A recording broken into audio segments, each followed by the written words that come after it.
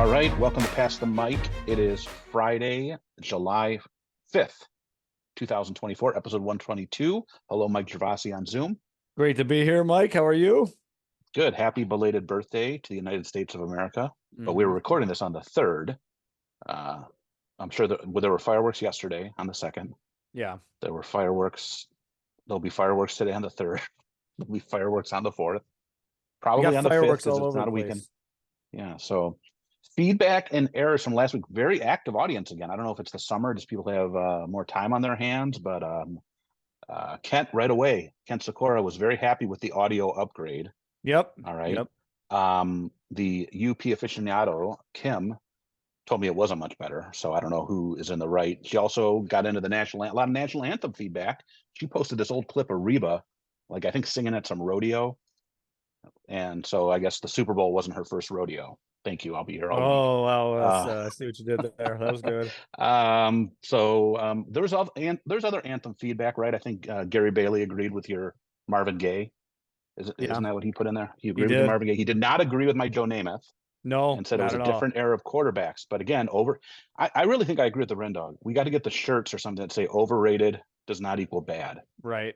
Because but there were better quarterbacks even in that era, in the 70s that put up better numbers is all I'm saying. So Yeah. what else do you got?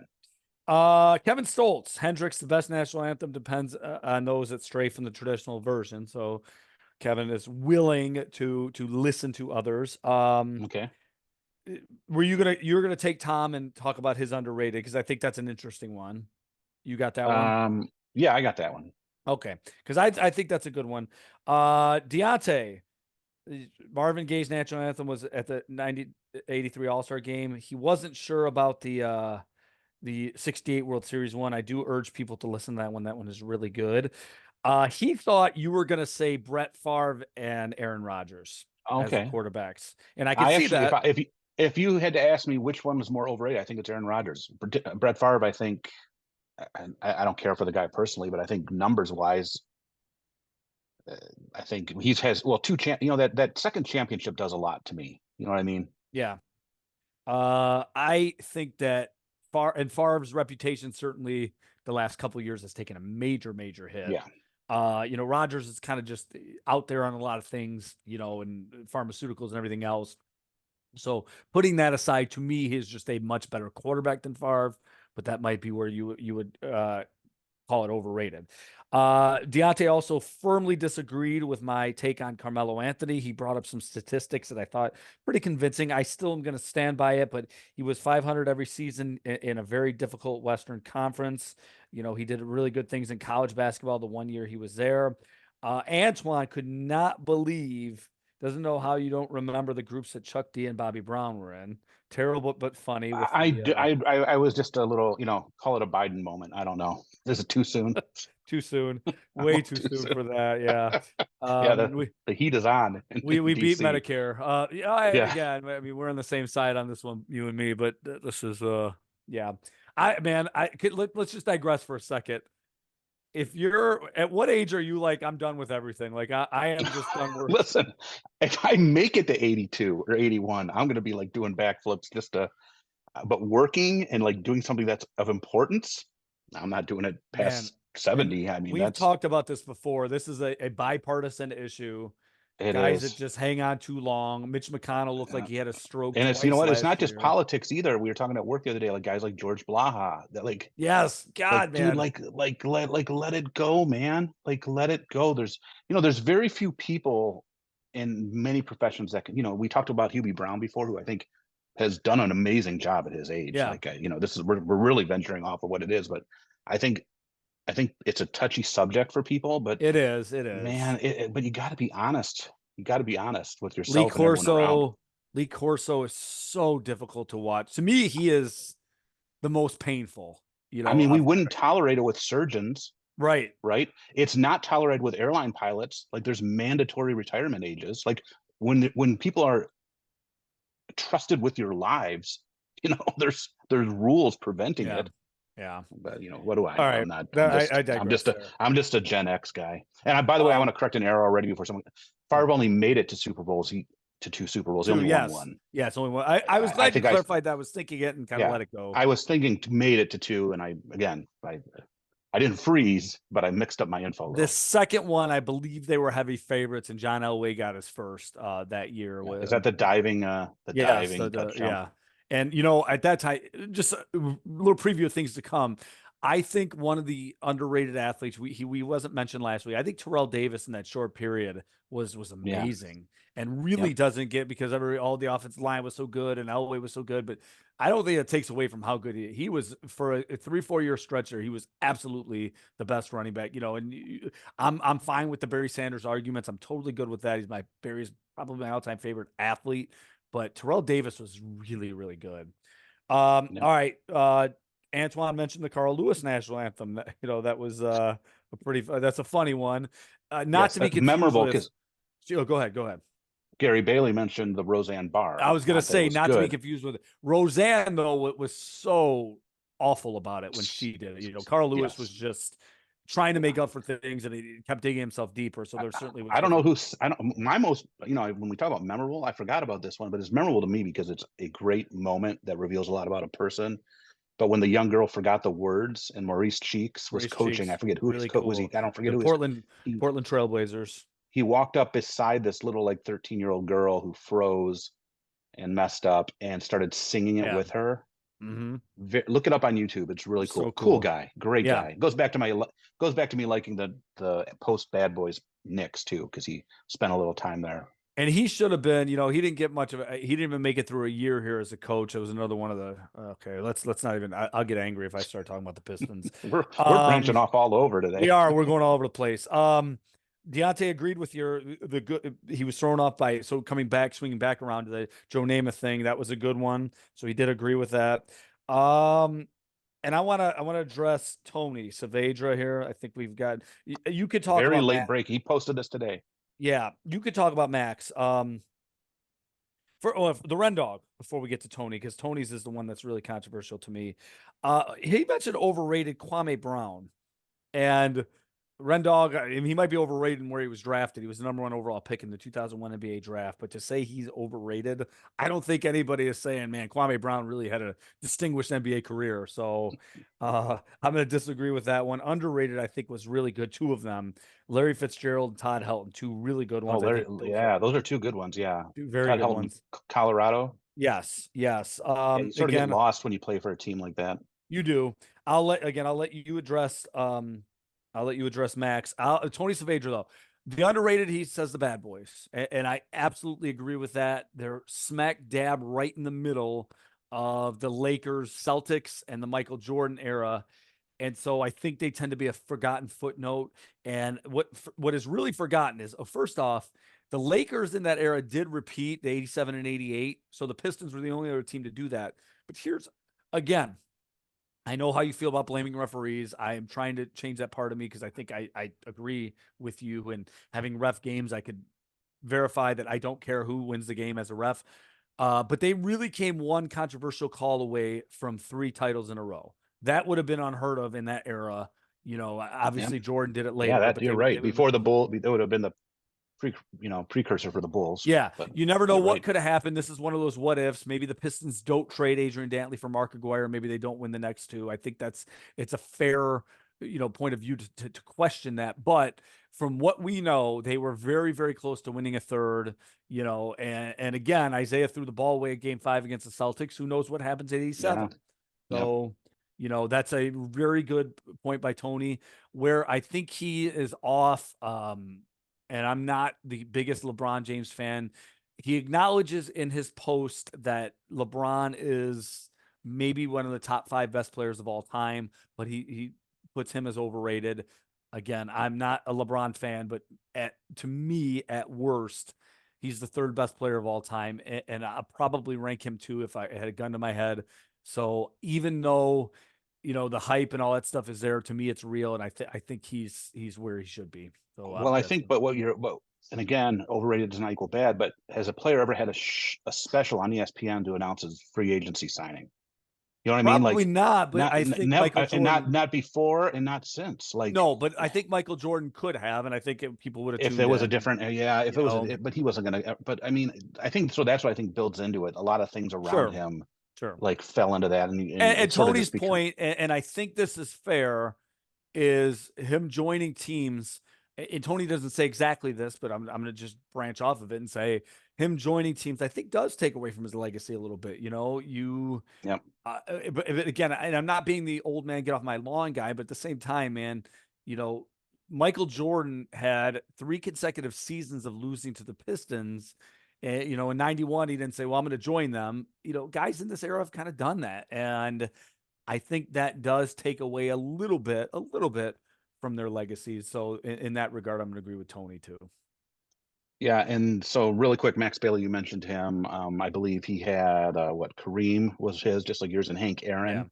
yeah, And I don't think he was driving on a road trip, and his daughter was, I believe, sending the text message. He was having a transcriber give his commentary. He didn't really get into the explanations why. He said he'd reach back out to us, but he must have got sidetracked on us.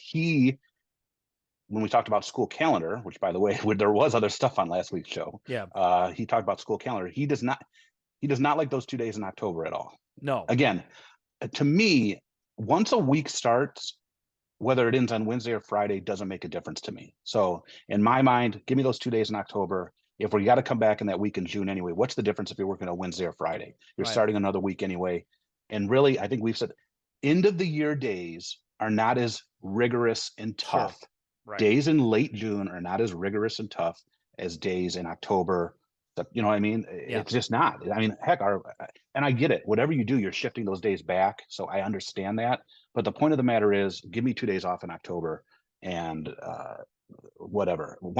As long as I'm not wrapping around and coming back like on a Monday, Tuesday, which is something we specifically discussed when we negotiated that contract.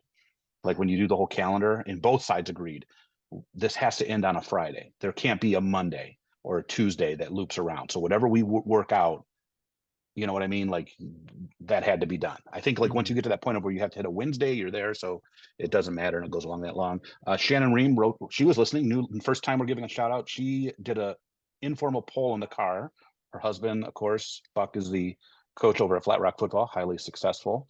Mhm. And she's got some school age kids. And the poll was definitely what along we went with the start in August, which I'm sure Buck is a football coach, knowing he's back to work really by then officially with practice. Uh, everyone liked the idea of August start, end at Memorial Day. Mhm. Everyone but the track coaches with phony track meets that want to raise money, according Who to you my talk? polls. Who you talking about? I don't know. I'm not saying anything. So I'm I don't know just what you mean. the Southwest Eastern Conference meet of champions with specific times to get into. Only $89 per event. You don't miss a chance, do you? Oh man. Okay. Anything else? I think we covered it all. We had a lot. We did. You We got the got Ren everything. Dog, right? Yeah. You got the Ren Dog. We don't want to leave Hmm. off the Ren Dog. He's always texting at like sending messages at 1:30 a.m. All right, Mike of the week, the holiday week, very important week. One of the biggest we're gonna hit Steven Spielberg film here. Okay. Centers around 4th of July. Do you know what movie I'm talking about? It's I do not. 1970s. It's a No. sort of a disaster movie. Well, there's the Brody family. Remember Chief Brody? He was in charge of the town with the beach shark. Shark Oh, Week okay. also. It's tying on Shark Week. Okay. His Okay. oldest son, was the character was Michael Brody. Okay. Survived. He was the older teen boy. I think the younger one is the younger. Did the younger one almost die, or did the younger one? It's been years since Man, I Mike, watched them all. gosh, Michael Brody lived because I read his bio. He was in all three. The guy's actor's name is Christopher Bello, but Michael Brody's a character synonymous movie with July 4th and Shark Week, I guess too. I'm not a big fan of Shark Week. A little overrated. We're not even talking about that. But Michael Brody is our Mike of the week, tying in with the July 4th holiday. I still remember the scene though. I don't remember much about, but the mayor's like, it's the 4th of July. We're keeping these beaches open no matter what. My people, and then sure enough, some like dead body watches. Just what a great premise for a movie. Like yeah. I still remember as a kid, my parents, we went to Universal Studios before it was in Florida, was in California, and there's the Jaws ride. And they'd like take you on like this tram thing, like you go and it'd be like in this big trying to shark would jump out and the boat would tilt towards the water. Oh Good man. times. Yeah. So Michael Brody is our Mike of the week. Welcome to the board. He survived. He made it to at least Jaws. You ever see Jaws 3? I have not. I think the only one I saw was the first one. It was 3D. It was very bad. And Was there's it? this scene. Yeah, I think Dennis Quaid may have been in it. Awful movie. What Awful. Just about like what about anything is. Sharknado? I have not. Okay, now I'm not a fan of those. But now I got to really. Now you're making me look up because I'm trying to remember who the other guy was in this movie cast. I'm pulling it up. Give me 1 second. Dennis Quaid. I was right about Dennis Quaid. And right, I was questioning myself, but it was Louis Gossett Jr. He was Oh, a major. He was like helping run this. uh, check Leah Thompson, little Back to the Future oh wow, action look there. I at think that. she That was. sounds like that's a pretty Oh, good reputable wait a minute. Dennis cast. Quaid played adult Michael Brody. I'm looking it up right Wow. now, so I guess I should. Yes, Look so at that's this. obviously, yeah. There we go. Breaking news. Don't watch it. Don't ruin your Fourth of July. All right. Education topic of this week: the education budget passed for the state of Michigan. Quite a unique, different type of budget this year. No per pupil increase in funding, but funding. It's sort of like shifting. It's like when you shift money around to try to pay bills, right? I think that's Yeah. sort of what the state's doing this year. We're not going to get into the semantics of that, but another part of the budget that was passed of course, during COVID, the federal government covered the cost of all school lunches and breakfasts, Hmm. right? And then after that happened, after the COVID money was done, that was gone.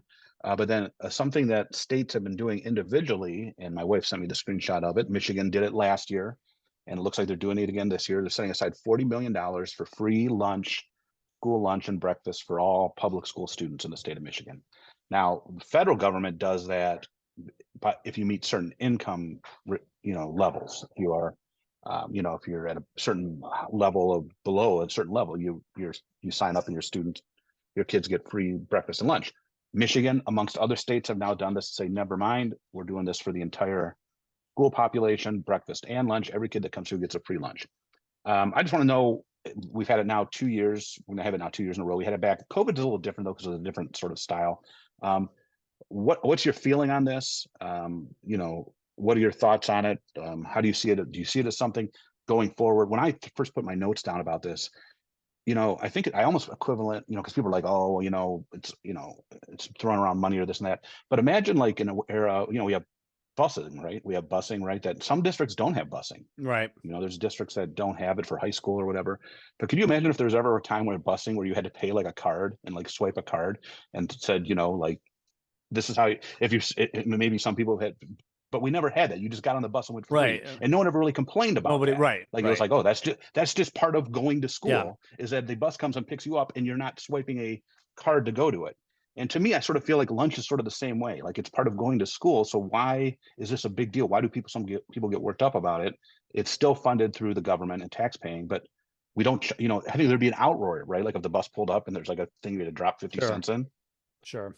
So your So thoughts? yeah, I mean, I remember when I was first going into teaching and decided it, this is, I talked to a friend of mine who was teaching in Detroit, and she told me just a story about a kid that somehow they fell into this pattern where she was bringing him a small meal every day, and it was because he wasn't eating. Like he didn't know where his next meal was going to come from, and he was surviving, but this was a kid, in fifth or sixth grade, I forgot what it was, but the upper elementary time, and how can you expect a kid, whatever you think of the background and what parents should or shouldn't have done. This is a kid that you know, you have to give the best opportunity of success. And if this is a kid that's not going to be able to know where his next meal is coming from, that makes it a lot more difficult for him to succeed in school. And it really stuck with me, and so I did a little more digging too. And, just looking to the study I found from the University of Washington, which found that health increases are shown and clearly discernible in districts that have taken part in the healthy school lunch program. That's a little bit different, but same idea. I couldn't find, and admittedly I didn't spend a ton of time looking, but I couldn't find how it equates to performance. But I just think logically, if you're healthier, if you're eating better, you're gonna perform better. Number one, and number two, again, if we want the best success, the best chance of success for all of our kids, I don't know how this is something you can argue against. So I'm obviously, you'd see where I stand on this. You and I are on the same page. So those are kind of the thoughts that came to my mind right away. not to be like an education dork, but Maslow has his basic, the level of Sure. needs that have to be met. And Yeah. your basic life needs of sleep, shelter, food, and drink are right there at the base. And we're in a district that, we had before the state free lunch, we had a percent that was free reduced. But there were districts that were much worse off than us, right? That almost like 90% qualify. Sure. It's socioeconomic, so are there districts, people, whenever they hear this, they're like, why is Grosse Pointe Schools getting, why are they getting free lunch or this or that? Like, who cares? Okay. I'd rather mistake on the other end of it, where Right. maybe you have a kid that's just a little over the limit. Maybe their parent, but there's still not enough food at house, which is a very real thing now with the cost of food, Mhm. with the cost of food at home as it is. There's no harm in putting this blanket out and covering and getting everybody this coverage. Okay. There are hungry kids in every district, even in the Grosse Pointes, right? Depending on what their home life is like and what's going on. And I sort of think too, like breakfast and lunch is a value to all. Does every kid even take it? No. I do want to give a shout out though to Brian Barr, our food service guy. They do a great job. Oh yeah. It's not what people think it is. The options that he gives, that they give, and the ladies that work in our area, and you and I both work lunch duty, so we're down there a lot. The ladies working the lines are real. They'll like let the kids have a little trial of something if it's something new. They care about the kids. They want them to eat. They want to make sure they get all the stuff. So to me, it's a win-win. And I wrote in my notebook, taxes are a fact of life. Where I look at my page stub every week. I see federal taken out, state taken out, and you. Whenever I hear people come, there have been many things that have happened both on the federal level and the state level, locally, that whatever I probably didn't agree with, more so on the federal level than probably the state and the local level, right? But at the end of the day, if whatever chunk of mine is going to this $40 million, I'm extremely happy about it. Sure. It's something that I have no issue with, and it's a good thing. Now, and if you're looking at 40 million from the state of Michigan in a budget that's what, like billions, right? Like billions of dollars. What do you think your individual put into that 40 million is Yeah. out of the whole state? A couple, Negligible. Right. maybe $10. I don't Yeah. even know. I'm probably wrong. Somebody that's better at math can figure it out. But the state of Michigan too, the education budget's all sales tax. So it's not even like it might not even be tax that's taken out of your check. It might be Right. just, Good point. Very good point. what Yeah. what you spent out to eat the other day, or the sales tax on your new PlayStation game. So Yeah. I think I would like it to be where it's not a year to year thing, where like it's eventually like that's just like the bus is free to go to school, the lunch and breakfast is free. It makes things one thing off the back of our coworkers. It's hard. You've seen the stories too. Like in the year, the kids have these school debts. Like we see these news stories all the time, right? Like there's school debts that their lunch debt is like $50, and it's like this awkward moment, and and then they end up getting like a cheese. I don't know what we even do before. Well, it's all free now, but you've seen these stories where they give them some gross lunch or something, and they Yeah. gotta act. So, I think it's a good thing. I'm glad. I know we've done it. Have you looked at, I know Minnesota is one of the other states that done it. I know the governor up there made a big deal about it and celebrated it. And I think that's something to be commended. And again, like I said, taxes, death and taxes, right? Sure. It's a fact of life. 40 million, whatever I'm paying into it, I have no issue with it. Agree. Fully agree. Okay. And I want to give a big shout out though to our food service staff. Great people. It's nice it is a good part working down there in our lunch area. At least everyone's nice and friendly, and Everybody is so nice they and work friendly hard. for sure. They work hard to make good stuff. So Yeah.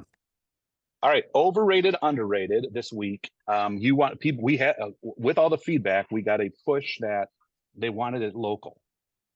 They like the athlete, but they think we can condense it down to, so instead of waiting and doing a couple weeks later, we figured we just knock it right out, get it done Yeah. this week. Overrated, underrated Detroit athletes, because I think we are both going to agree. We swung and missed, no pun intended, on a major overrated Detroit athlete. So let's go with overrated. I got two for Detroit, and these are going to anger people because it's sort of like the election, right? It always seemed like with these people, there's like 50-50 or 60-40. These people either love these guys and had their backs, or they didn't. Who's your overrated?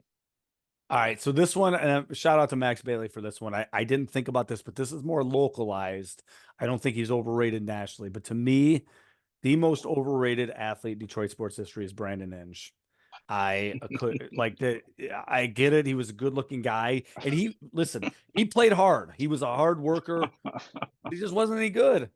you know, Yeah. and I mean, he made the one All-Star game. I think he made Was it the it. one here? The one that I No, I don't think no, so. because that was That's before his time. That was before his time. yeah, he Because had that was well, he oh was no, I believe he was playing at that time. okay. He had the home run derby where he had 0 home runs. I think it was the same year, but you go back and look at the numbers from that year. Again, Jason Bay did the same thing for the it was Pirates. just like, man, why are people so enamored with this guy? And I think in general, those Tiger teams, um, him and Granderson were really the two rotational everyday players that were American. And so, and I'm not saying this obviously rudely, but, when Miguel Cabrera talks, it sometimes would be difficult to understand what he was saying. He also got himself a little bit of trouble. So maybe that was a part of it, but come on, man. Inge was just not, for the amount of love he had around here, he just was not very good. So my overrated is Brandon Inge. All right, mine. I have Brandon Inge, and I don't think I need to beat a dead horse. You put it. It was the same thing during that era. That you would have the people that had his back no matter what, and felt as if. And then like you remember they do the stunts where he'd play like almost every position, Yeah, and like okay, you're below average at every position. Like right, I don't know what to tell you. Like right. you're even worse at others. But but again, good guy. Never Sure. never badmouth other people. Never. So I get it. But yeah, overrated. My other one. This is going to anger a lot of people because I know this is always a big talk on sports radio around here. Chris Osgood. Chris Osgood, not Hall of Fame worthy. That's the big discussion I always hear on the world, and that's what I'm saying. I'm not saying he's bad. Okay, I'm Hmm. not saying he's bad. I'm just saying I don't think he's Hall of Fame worthy. I think he got carried by who was around him, which were basically all-star teams, right? And he happened to be the guy that was there. I don't think he went out and won series on his own. Okay, I'm not a hockey elite. Again, I'm not saying he was bad. Sure. Again, much like he's better than Brandon Inge at what he did. Okay. And Absolutely. again, definitely. But I just don't think he's, because the big talk here, why isn't he in the Hall of Fame? Blah, blah, blah, blah, blah. Because I don't think he's that level good. I don't think he's Patrick Waugh winning series on his own. Good. I think that's a fair. I think that's a fair one. This is definitely one where people need to listen to say that overrated does Yes. not equal bad. Right. Because Right. I know the wing. Oh man, Patricia Saavedra. I Yeah. know Where that. are you? Where's she going to be on this one? So, but again, not bad, but like that's just how I feel. All right, underrated Detroit athletes. I had to go way back for this. I got a pair. Okay, I have two. Listen, man, are you okay if I give three? Sure, no problem. Okay. So my first one actually is gonna go with yours. For all the love Ozzy got, I thought Mike Vernon was a very good goalie. And he won he was the goalie for the 97 Stanley Cup. So I'm going him first. I remember being at Joe Vision. You remember Joe Vision when you go I watch do the remember that. Yep. in the 97 season, and he had a bad game. Presumably, I'm gonna guess it was during the conference finals, and all the fans at Joe Vision were chanting Ozzy, Ozzy. And I'm like, man, this Oh guy man. has gotten this team here. So I think Mike Vernon, he has two Stanley Cups, was inducted to the Hockey Hall of Fame, so he's one. My other two are from the Lions era, and they kind of go together. My first one from the Lions era goes along with what I said last week regarding offensive linemen just never getting any love. Kevin Glover was a center on the Lions teams for, I believe, 13 seasons. And he was as steady as it gets. The center is the guy making all the calls on the offensive line, the quarterback of the offensive line, if you will. And, when people look back on Lions lore, he's never really mentioned great offensive lineman. Lomas Brown comes to mind. I think a lot of times when it comes to offensive linemen, because they're so unheralded, you don't hear too much about others. Kevin Glover was a really, really rock steady player. And then my last one, also from those Lions teams, who was kind of drowned out because of the fact that we had arguably the best running back of all time. Herman Moore was a great or very good wide receiver for Yep. a pretty good. There was a 4 year stretch there. I looked at his numbers. He had really outstanding numbers for about 4 or 5 year stretch there, where he was a top 3 or 4 wide receiver. I looked, career wise, his career number, he's I think 70th all time in yards or something like that, which isn't horrible, but I think people forget how good he was because of how good Barry Sanders was at the time. So I cheated a little bit. I went with three, two from the same era, and I think one drowned out because of the offensive line position, the other because of Barry Sanders. So those are my three. All right, good ones. I have two, and I'm going way back. Both Detroit Lions. Right. Uh, both Detroit Lions defensive players, secondary players. I don't think anyone in this generation knows. I mean, they're around like the older guys like us know of them, but I just don't think they realize. And again, totally agree. It was a different game. But the two cornerbacks that I'm going to bring up, uh, and in all honesty, the only reason I know one really well and decided the time to do is because one is a legendary Pittsburgh Steeler assistant coach. So Dick LeBeau, all Okay. right, who was their defensive coordinator, played for the Detroit Lions from 59 to 72. This years of service too as cornerbacks is crazy when you listen to the years of service. All right, 1959 to 72, fifth round pick out of Ohio State, just a legendary cornerback. All right, and then went on to have a legendary coach. But his playing, I'm talking about playing career. Hmm. His coaching career, I think he's rated right where he belongs. Everyone knows Dick LeBeau from his coaching career, but his playing career was just as amazing. And then joining him on the Detroit Lions, he was a little older, so there earlier because Dick Night Train Lane, familiar with that name? Hmm. And again, another again undrafted legend, was drafted by the Rams, spent a couple years with the Rams and the Chicago Cardinals, and then was with the Lions, 60 to 65. Hold on, let They me have call him you on out on the something. Undrafted or was drafted by the Rams? He was drafted by the Rams. no, his first team was with the Rams, undrafted. Okay, gotcha. Okay, okay, Undrafted, free agent, signed as a free agent. Sorry about okay. that. Thank you. Yes, I mean he No, that's okay. started his, but only 1 year with the Rams, a couple years with the Cardinals, and then I think most people. And again, he's no, the NFL recognizes him. Let me put it that way. When you if you Sure. look at both of these guys, there's all teams, but I think locally fans here when they think of legends of the Lions, I think that the furthest they go back for some reason is like Billy Sims. Yeah. Like I think for some reason, even though there's championship teams, and I get it, but I think in like for others, I mean, like we still talk about here baseball wise, like Ty Cobb, Al Kaline, Okay, line. Yeah. and I just think the football Penny players for some McLean. reason, Yeah. I don't know why, because like even like Gordie Howe, like everyone knows Gordie Howe, but how many did you know Dick Night Train Lane until you really got into like No. knowing football history? No. Like Dick LeBeau, I only knew Dick LeBeau because of his coaching. I don't understand it because those two Yeah, it's guys funny you say are that. I wouldn't even. I forget that he played here. So yeah. that's a very good point. So that's just my thing, and that's again, I think the leagues themselves recognize them. I just don't know why in this town that man. And again, Gordie Howe's like an all-time great. I get it. Sure. Al Kaline is like an all-time great, but I don't know. I guess I put them in the same sort of boat as legendary players. And I think now Dick LeBeau is. I think he's known more now as a Pittsburgh Steeler, even though he never played for them. But I mean, that's his. He was the coach of that, of course, that famous defense where Harrison picked off that Super Bowl. Mhm. Ran the. So I think that's what people just know and are familiar with. So You know all what? right, Let me shout out because you didn't mention this, so I'm going to give Tom Pack. His underrated is Sergei Fedorov. oh, that's right. So That's how this all started. The local thing. Yeah. Shout out to yes, Tom. That was right. I forgot about that. That was, and is, by the way, another great slideshow. Oh, and did we mention that he was at the Eastern yes, game, the yes. famous Eastern game that they could not knock the brick walls down. Right, That right. he saw it firsthand. Yeah. Max Crosby, of course, had a much better. The Ren Dog loved the Max Crosby pick, by the way. All right, hot mic take. What do you got for us on this 4th of July, 5th of July? So yeah, I got a interesting text message this week, and he said he was good with me sharing this. So I'm gonna give some good news. Christian Ibrahim Okay. reached out to me.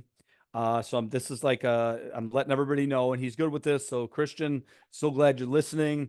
Uh, Christian, for those that are listening and don't know this, and if you're not local, you wouldn't.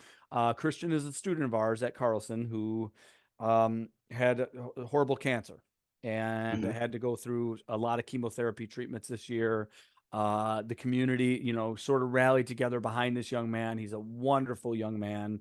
Yep. And Class so, vice Mike, president. yeah, classified. Anything else I'm missing before I get to what he texts me? I mean, he's just a wonderful person in general. I mean, Yeah, it's just a good guy. Good guy. he's a great guy, and sent me this text really on a night where I needed it, because sometimes you need that humility and humbleness when something seems to be going wrong in your life. So he got some results back, and his most recent MRI, um, the spots where you could see the cancer are completely gone. Oh, excellent. Great. Uh, so now it's just getting to the end of the treatments, which isn't too far away. And he kind of talked about his stay. The the treatment is rough. There's a Oh 4 day yeah. stretch there, which it's the bad part is when he gets chemo and his blood counts are low. So for about 3 weeks, he has to quarantine. But hey, he even makes the best of that too. It's not horrible. I get to watch Netflix and just kind of chill out. Yeah. So, but he And sent by me the way, that. another reason, and not to jump on your thing, but another reason why Sure. we shouldn't be complaining or harassing anyone that's wearing a mask anywhere. You never know Yeah, what somebody is going through. That people wore right. masks before COVID Excellent because of point. various things. Yeah, Yeah. if it doesn't impact you, why even bother giving us your Right, right. commentary? Yeah, So yeah, but Christian is doing well, and I wanted to get that word out. I thought I'd save this for the hot mic. So again, Christian, so great to have you listening, and the community, the people that know you that are from around here are thrilled, and we got listeners from a lot of different parts of the country, so I'm sure they're gonna be happy to hear this as well. Just just truly wonderful young man. So glad he reached out to me. Thank you for reaching out to me, Christian. Again, I'm sure the community is happy to hear that. So that's my hot that mic. is great news. Mine is not as emotional or groundbreaking, but the other day I was, what took place last week. I can't believe we didn't mention this at all last week. What took place last weekend on Ford Street? Yeah, I can't I believe we forgot. let Yeah, I do know. the classic downriver dream cruise, which I don't know how many F-150s and street bikes can go up and down. I mean, and Dodge Rams can go up and down How Fort did we Street. forget this? Oh I my don't know, but goodness. I was reminded of it just this week because I went somewhere and I was on Eureka and I took Fort home and I'm like, they have that new super car wash right over there over by the and I was driving my kid's car and it was a mess. I'm like, I'll go try the super car wash and get this done because you can vacuum in there and get all your stuff done. And Fort Street, all up and down, just skid marks, peel, burnout marks up and down Fort Street. I saw a clip on Downriver and Friends. I know I haven't been talking much about Downriver. Somebody on a motorcycle loses control, crashes into like a group of people sitting on the corner of Fort Oh Street. no, I Like, didn't know that. yeah, yeah. Good old. And I said to myself, and I'm like, again, not how bored would I have to be to have to say, let's go sit up in the Meyer parking lot or the Kroger parking lot to go watch this event. And again, the problem with it is, it's not even like, first of all, it's there was an era where cars were really cool. Like back when we were in high school, the cars like from the 50s and the 60s, what is the Dream Cruise going to be 30 years from now? It's going to be F-150s, Dodge Rams. There's nothing of substance out there other than the Corvette, right? Like, what are people going to be uh, My light driving? blue Escape. That'll be and Like but I gotta say this. Let me 80% of the cars out there are trucks. Like they're Rams, Silverado. Rocky George in a Silverado. Maybe he's going to keep it and he'll like paint it Rocco. Allen Park green or something.